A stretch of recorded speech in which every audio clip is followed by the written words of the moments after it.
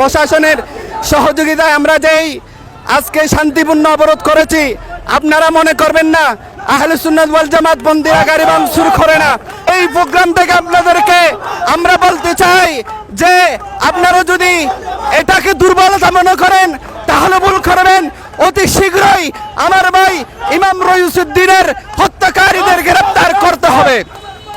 সাথে সাথে আপনাদের সরকারের প্রতি উদাত্ত আহ্বান জানাবো, স্বরাষ্ট্র উপদেষ্টার প্রতি উদাত্ত আহ্বান জানাবো যে আমরা যে বৈষম্য বিরোধী আন্দোলন করেছি, এভাবে কোনো বৈষম্য আমরা দেখতে চাই না, বৈষম্যের দ্বারা আমরা দেখতে চাই না। বৈষম্য বিরোধী আন্দোলন হয়েছে বাংলাদেশ থেকে বৈষম্য দূরীভূত করার জন্য, কিন্তু আমরা দেখতেছি আজকে আরো বৈষম্য বৃদ্ধি পেয়েছে। যেখানে যান আপনার বৈষম্য বৃদ্ধি পেয়েছে। হাফনান আব্দুল্লাহ এটা যেমন বাংলাদেশের একজন নাগরিক, আমার রইসুদ্দিন ভাই এটাও বাংলাদেশের একজন নাগরিক।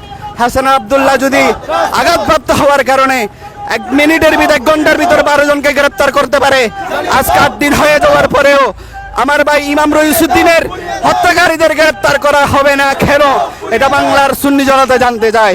এই চন্দনাশের 2000 আজকে হাজার হাজার সুন্নি জনতার উপস্থিতিতে, সাধারণ জনতার উপস্থিতিতে আজকে মাওলানা রইসুদ্দিন হত্যার বিচারের দাবিতে, দ্রুত বিচারের দাবিতে আজকের এই প্রোগ্রাম হচ্ছে।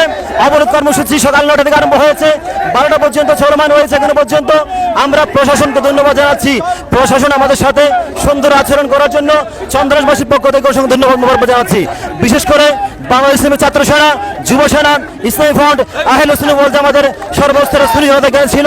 আমরা সকলে একটি কথা বলতে চাই, আমরা দ্রুত আমার ভাই রইসুদ্দিন হত্যার বিচার যাচ্ছি কামনা করছি।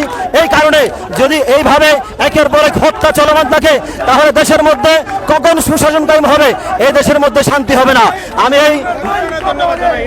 আমি প্রশাসনকে ধন্যবাদ জানাচ্ছি, তারা আমাদের সাথে সুন্দর এবং সাবলীল আচরণ করেছে আমাদের সাথে। প্রশাসনের লোকেরা যেভাবে সহযোগিতা করেছেন আমি আমার পক্ষ থেকে এবং চন্দনেশ